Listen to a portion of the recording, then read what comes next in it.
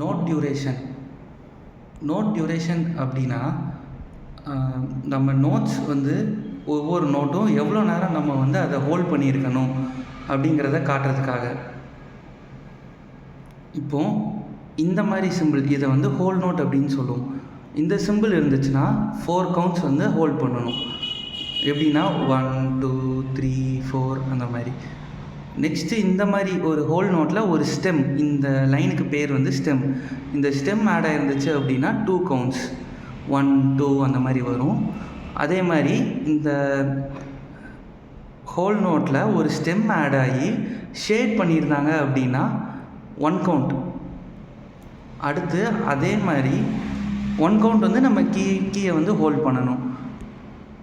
அடுத்து அந்த note plus ஒரு ஸ்டெம் ஒரு லைன் வந்து இந்த மாதிரி க்ராஸாக இருந்துச்சுன்னா அது வந்து ஹாஃப் கவுண்ட். அந்த 1ல் பாதி கவுண்ட் அப்படி வச்சுக்கணும், 1ல் பாதி. அதே மாதிரி 2 லைன் வந்துச்சுன்னா 4, அந்த பாதியிலையும் ஹாஃப் 1/4.